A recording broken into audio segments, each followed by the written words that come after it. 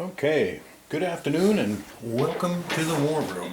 I wanted to do a quick review of Oregon Lamination's plastic counter trimmers. I've had a couple of these for a while now, and I've done several thousand counters with this one, and I've just gotten this one recently and probably only done a few hundred to 1,000. But this one I've done several thousand. And I just discovered yesterday that, contrary to popular belief, it is not foolproof. I discovered the spring was broken in several places. I didn't notice it until I actually went and put a little silicone on the mechanism to lighten it up and get it to work a little better. So I had to go down to a hardware store and get a new spring, which is not quite as rugged, but and not as much pushback, but I actually like it better because it goes much quicker. Now this one has the advantage of you almost can't screw up the counters. But this one, I think the advantage is it is pretty rugged. It doesn't break except for the spring so far, and it's pretty quick once you get going and get in a rhythm. This one, on the other hand, I've seen on other reviews has an issue and it breaks in here with this piece, which is just plastic, but there's a really good review of that and how to put it back together. But I just wanted to, I've done 10 already, and I wanted to do 10 more real quick and see which is quicker. And I think this little handheld plier one is actually quicker than the big scuttle-shaped one. Now, one of the things, the disadvantage I've noticed of course this one, after many thousands of counters, is that as you're going along and you do a few counters, the little ends start to build up in the mechanism, and it actually blocks your view. So you got to give it a little tap and dump them off to one side, which just kind of breaks the rhythm a little bit. Also, with this one, if you're not careful and you don't get this in there right, you probably can't see it, but you can get this in there cocked to one side or the other, and then you'll take more off than you intend, and the counter will be lopsided. And being like Mr. Monk from the TV series, I find that very disturbing. And I typically, when doing a game, have managed to ruin probably one counter per game.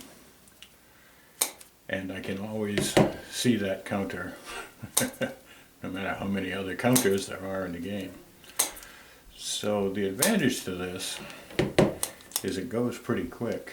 The silicone seems to have made a tremendous difference as well. It's much smoother, easier, and quicker than it was before, especially with this lighter spring. I kind of like that. We'll see how well it holds up. But for $4 I got a whole box of them at the hardware store, and I can easily replace it. So there's those counters and how they came out, which in general are pretty good looking counters. If you're careful, once you get practiced, you can get them pretty smooth and pretty even.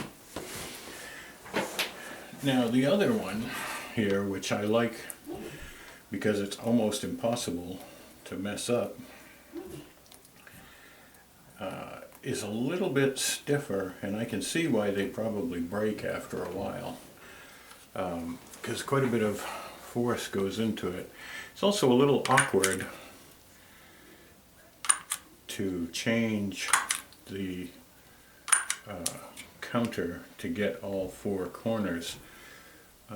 Once you get used to it, it's probably not too bad, but the big advantage is they slide in here and you just kind of push it in with your thumb, and you're not going to be able to take and make the counter lopsided like you can with the handheld one if you're not careful.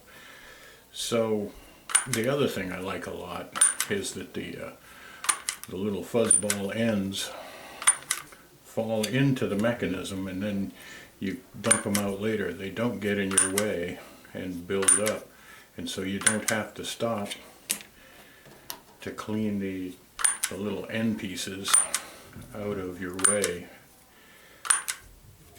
It's taken a lot of practice too with that other one to get, so I only ruin one counter per game. So you can see if I can get this to focus on it a little closer so you see what I mean about you can't mess it up. If you tried to put this in here cockeyed, it's just not, it just almost can't get it in there cockeyed, really. You can't get it into the mechanism cockeyed. I'm sorry about the lighting here, isn't showing that very well. But that's basically the gist of the two machines. And I don't know, I like them both. They both do a good job. They both take a nice rounded counter and or make a nice rounded corner on the counter. And I never used a counter clip, but now since I started doing it, I'm addicted. So that's a quick review. A little silicone. I found a little silicone spray on a Q-tip, and then I put it on these posts, and I also put a little on this face here and here on the face of the cutting tool. And there you can see the, well, you could sort of see the cutting chamber. My background's not good for this. And it made the tool go quite a bit easier. So both good tools, both worth the money if you're into counter clipping like I am. And that's my 2 cents worth in this review. So thank you very much for watching The War Room, and remember, no fighting in the war room. Take care.